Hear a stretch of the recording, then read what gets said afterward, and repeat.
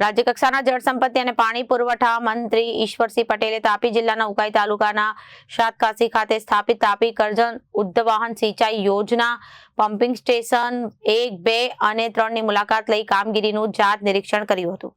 આ પ્રસંગે મંત્રીશ્રીએ માધ્યમ સાથે વાત કરતા જણાવ્યું કે શાતકાસી ખાતે આશરે ₹711 કરોડના ખર્ચે શરૂ કરાયેલી આ ઉદ્ધવાહન સિંચાઈ યોજના હેઠળ 266 મીટર ઊંચાઈએ પાણી પહોંચાડવામાં આવશે, જેના દ્વારા સુરત જિલ્લાના ઉમરપાડા, નર્મદા જિલ્લાના ડેડિયાપાડા તાલુકાના કુલ 93 ગામોના અંદાજિત 53,000 એકર વિસ્તારમાં સિંચાઈ અને સુવિધા ઉપલબ્ધ થશે।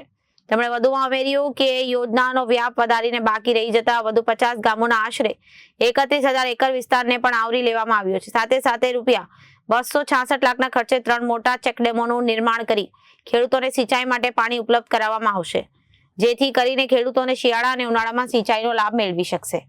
મંત્રીશ્રીએ જણાવ્યું કે આ યોજનાની કામગીરી પૂર્ણ થઈ ચૂકી છે। શાતકાસી પમ્પિંગ સ્ટેશન દ્વારા પાણી સુરતથી જિલ્લાના કેવડી સુધી પહોંચાડવામાં આવશે। તેનું આગામી 7 માર્ચ ગુજરાતના મુખ્યમંત્રી ભૂપેન્દ્રભાઈ પટેલ દ્વારા યોજનાનું લોકાર્પણ કરવામાં આવશે। ઉર્વર સિંચાઈ યોજના એ આ શાતકાસી ખાતે આ યોજના બનાવવામાં આવી છે। એ યોજનાની કુલ કિંમત છે 711 કરોડ કિંમત થવા જાય છે। એની સાથે સાથે 266 મીટર એટલે કે 87 માળ જેટલી ઊંચાઈ પર પાણી પહોંચાડીને ડેડિયાપાડાના અને ઉમરપાડા તાલુકાના ગામોની વાત કરીએ ત્યારે કુલ 73 ગામો આ હયાત યોજનામાં હતા। એની અંદર 53,000 જેટલા એકરની અંદર પિયત થનાર હતી, પરંતુ પાછળથી ગામ 50 જેટલા ગામોનો અંદર વધારો કરીને બીજા 31,000 એકરની અંદર વધારે પિયતની સુવિધા થાય એ પ્રકારની આ યોજના બનાવવામાં આવી છે।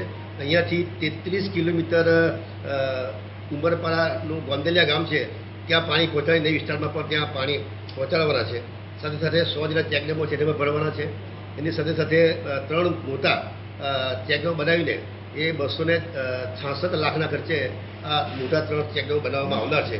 આમ કુલ મળીને 53,000 એકર હયાત વિસ્તાર અને બીજા 50 ગામો જે ઉમરપાડાના છે બાકી રહી જતા એવા 50 ગામો આમ મળીને 31,000 જેટલા બીજો નવો વિસ્તાર પણ ત્યાં પિયત માટે થઈ રહ્યો છે અને આનું યોજના પૂર્ણ થઈ છે અને અહીંયાથી 4 પમ્પિંગ સ્ટેશન દ્વારા કેવડી ખાતે પાણી પહોંચાડનાર છે। માનનીય આદરણીય મુખ્યમંત્રી શ્રી ભૂપેન્દ્ર પટેલ સાહેબ આ યોજનાનું 7 તારીખે કેવડી ખાતેથી એનું લોકાર્પણ કરનાર છે। Bureau report, Janadesh news.